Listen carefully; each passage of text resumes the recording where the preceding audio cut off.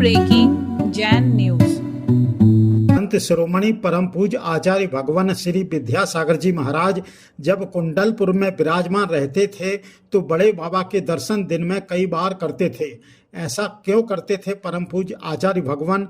लीजिए सुनिए इस संबंध में क्या कहा कुंडलपुर में विराजमान आचार्य श्री के शिष्य परम पूज्य मुनि श्री विनम्र सागर जी महाराज ने। 2004 में जब हम लोगों की दीक्षा मुनि दीक्षा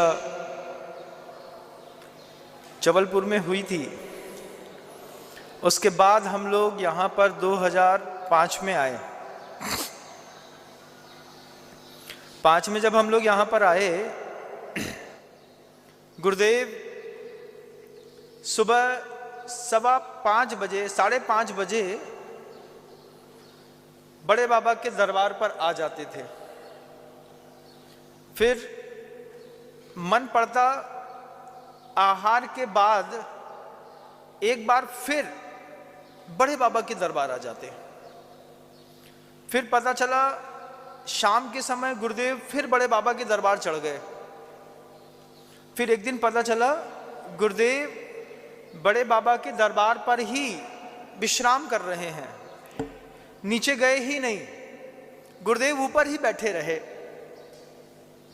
फिर दिन में जब कभी कभार 3 बार 4 बार गुरुदेव बड़े बाबा के चरणों पर आ जाते, एक दिन गुरुदेव जब बिल्कुल अपने प्रशस्त मुद्रा पर बैठे थे, शांति से हल्की सी मंद मुस्कान पूज्य गुरुदेव के चेहरे पर थी। मैंने गुरुदेव से पूछा कि गुरुजी, हम लोग तो सुबह दिन में सिर्फ 1 बार जाते हैं, लेकिन आप दिन में कभी 3 बार चले जाते हैं, कभी 2 बार चले जाते हैं, शाम को भी यहाँ चले आते हैं। आपने तो कल तो रात भी वहीं गुजारी, तो ऐसा बार बार जा करके आपको अच्छा लगता होगा। ऐसा हंस करके बोले। आचार्य जी समझ रहे थे कि ये डर भी रहे हैं और पूछ भी रहे हैं, लेकिन गुरुदेव ने हम लोगों को निर्भीक करते हुए कहा। मैंने तो पहली बार समझा कि गुरुदेव का क्या गजब का विज्ञान था। गुरुदेव ने पहली बार कहा कि डॉक्टर की जो दवाई की पर्ची होती है, उसमें दवाइयों के खाने का समय लिखा होता है। पर्ची लिख दी, पर्ची में लिखा रहता है ओडी। ओडी मतलब दिन में 1 बार, फिर उसके बाद बीडी दिन में 2 बार, टीडीएस दिन में 3 बार, 2डीएस दिन में 4 बार, एसी खाने से पहले, फिर उसका पीसी खाने के बाद, on on the morning, ON H night, SOS जब अगर जरूरत पड़े तब। जब मैंने गुरुदेव के मुख से ये शब्द सुने, OM, PM, OD, BD, TDS, 2डीएस, तो मैंने पूछा आचार्य जी ये एलोपैथी की है? बोले हाँ, वही तो मैं कह रहा हूँ कि जब डॉक्टर पर्ची लिखता है दवाई की, तो उसमें संकेत लिख देता है कि ओडी दिन में 1 बार, बीडी दिन में 2 बार, टीडीएस दिन में 3 बार, 2डीएस दिन में 4 बार, एसी खाने से पहले, बीसी पीसी खाने के बाद, फिर OM on the morning, ON H night, उसके बाद एक और लिख देता है शब्द एसओएस। अगर जरूरत पड़े तो कभी भी ये दवा ली जा सकती है। जैसे डॉक्टर पर्चे पर दवाई के साथ इतने संकेत लिखता है, ऐसे ही बड़े बाबा मेरे जीवन की दवा है।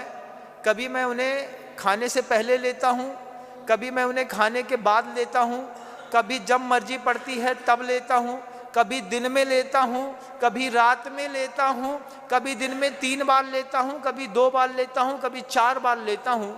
लेकिन जब तक मुझे संतुष्टि नहीं मिलती तब तक मैं बड़े बाबा के पास जाता हूँ, उतरता हूँ, चढ़ता हूँ, उतरता हूँ, और इसी में मुझे अच्छा और सुख लगता है। गर्मी के दिनों पर एक दिन में 1 बार ऊपर सुबह सुबह चढ़ना भी जेठ की गर्मी में भारी पड़ता था।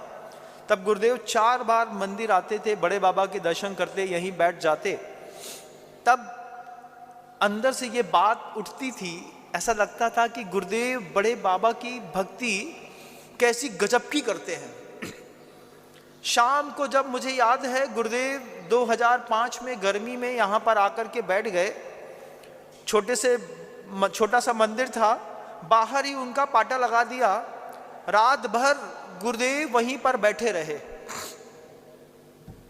सोए भी नहीं, लेटे भी नहीं, बड़े बाबा सामने से दिखते रहे, पीछे 3-4 साधु और आकर के बैठ गए कि गुरुदेव ऊपर आए हैं तो हम भी यहीं पर रहेंगे। पूरी रात गुरुदेव पुराने मंदिर पर बैठ करके कुछ चिंतन करते रहे। फिर सुबह सुबह उठ करके गुरुदेव ने क्षेत्र कमेटी को कुछ और संकेत दिए।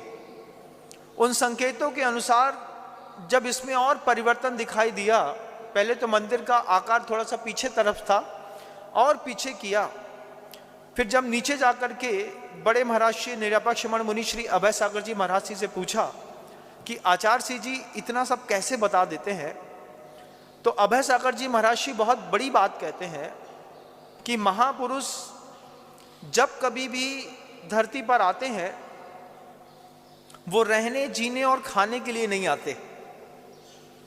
हम काहे के लिए इस धरती पर आए हैं? रहने, जीने और खाने के लिए। लेकिन महापुरुष धरती पर रहने, जीने और खाने के लिए नहीं आते। महापुरुष जब भी जीवन पर आते हैं कुछ अद्भुत और नया करने के लिए आते हैं। फिर बड़े महाराज श्री अभय सागर जी महाराज श्री कहते हैं कि देखो विनम्र, जिस पहाड़ पर सांप, बिच्छू और कंकरीले पत्थर रहते थे, गुरुदेव ने अपनी साधना से वहां पर मंदिर का निर्माण देकर के बड़े बाबा का विस्तार कर दिया। महापुरुष इसलिए आते हैं। आज जब पूरा का पूरा यह मंदिर का वैभव देखता हूं, एक एक दीवालों पर नक्काशी देखता हूं, पत्थर जब आपको हर अंग से बोलता दिखाई देता है, तब देख करके कभी सोचिएगा कि इस सृष्टि पर गुरुदेव इसलिए आए थे। हम किस लिए आए हैं ये भी सोचिएगा। यही बड़े बाबा का दरबार है। थोड़ी सी आवाज हो रही थी कहीं से, तो गुरुदेव ने धीरे से इशारा किया कि आवाज नहीं करो। आवाज उसके बाद भी बंद नहीं हुई। गुरुदेव ध्यानस्थ होकर के बैठ गए। फिर बाद में बाहर निकल करके बोलते हैं, कभी एक आध बार शांत होकर के अपने आप से पूछो, एक आध बार भी कुछ शांत होकर के अपने आप से पूछो कि मैं कौन हूं। एक बार पूछो, मैं कौन हूं? मैं कोई पति हूं, मैं मां हूं, मैं पिता हूं, मैं पुत्र हूं, मैं व्यापारी हूं, किसके अलावा भी मैं कुछ हूं? उस जो अध्यात्म की पराकाष्ठाओं में जाकर के लोग बैठते हैं, उनकी चेतना से ये शब्द निकलते हैं कि कभी बड़े बाबा के सामने बैठ करके अपने आप से पूछो कि बाबा मैं कौन हूं? क्या मैं व्यापारी बना रहूंगा जिंदगी भर? क्या मैं जिंदगी भर बच्चा बना रहूंगा? क्या मैं जिंदगी भर स्त्री बनी रहूंगी? क्या मैं जिंदगी भर काम करने वाली बाई बनी रहूंगी? मैं क्या बना रहूंगा? क्या चाहते थे आप अपने जीवन में? और जीवन ने किस मोड़ पर ला करके टिका दिया है कि जहां पर अभी आप बैठे हैं, आपको अपने आप से संतुष्टि नहीं है। आपको अपने आप से भी संतुष्टि मिले, इसलिए ये बड़े बड़े जिनालय गुरुदेव ने बनाए। घने जंगल के बीचों बीच करीब 2000 वर्ष प्राचीन विशालकाय दिगंबर जैन मंदिर। एक श्रावक श्रेष्ठी परिवार अपने परिवार के साथ घूमने आए थे कि उन्हें घने जंगल में विशालकाय जैन मंदिर, खंडित मूर्तियां और कई अवशेष दिखाई दिए। राजस्थान सवाई माधोपुर से 80 किलोमीटर दूर कूनो नेशनल पार्क एवं श्योपुर मध्य प्रदेश की ओर जाते वक्त घने जंगल में है यह प्राचीन जैन मंदिर। लीजिए सुनिए कि उन्होंने वहां क्या क्या देखा। जय आदिनाथ भगवान की जय।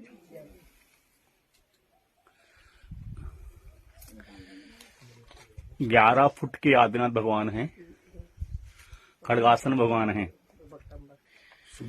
ये घना जंगल है आसपास, बिल्कुल घना जंगल, बीच जंगल में खंडित भगवान भी हैं।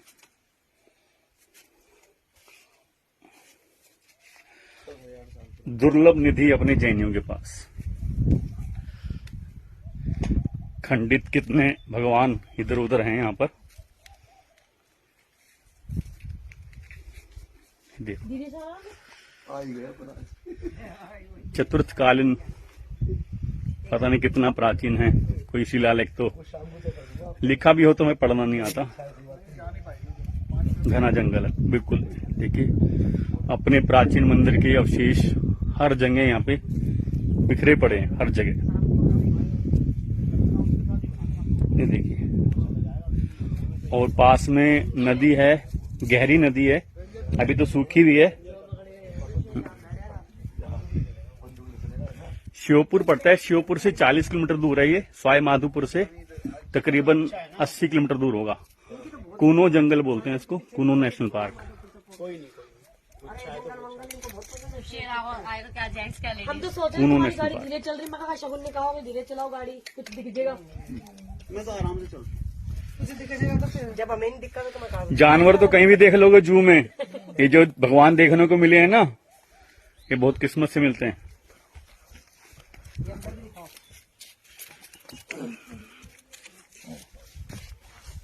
ये देखो, ये देखिए, इन भैया के माध्यम से अपने को दर्शन हो पा रहे, नहीं तो ऐसे जंगल के बीच में दर्शन होना बहुत मुश्किल था। ये देखिए, जहाँ कभी डाकू रहते थे, फिर पूरी बावड़ी है। बताया जाता है कि इस समय डाकुओं का रहने का स्थान था। पूरे जंगलों में जैन संपदा बिखरी हुई है, और थोड़े से घर हैं यहाँ पर, और उन्हीं ने यहाँ की थे भगवान, थोड़ा भगवान यहाँ से शिवपुर के जैन मंदिर में कहीं और ले गए, स्थापित कर दिए गए।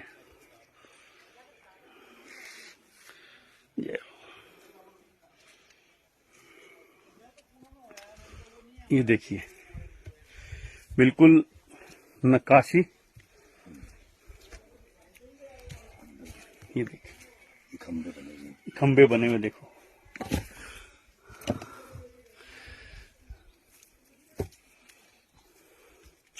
गिरनार जी तो है ही, शिखर जी तो है ही, मगर ऐसा भी अपने पास है कि कोई पूछने वाला नहीं, कोई देखने वाला नहीं। ऐसी निधि है अपने पास। 24 ही बनी हुई बताते हैं किसी समय पे सब, लेकिन खंडित कर दिया गया है।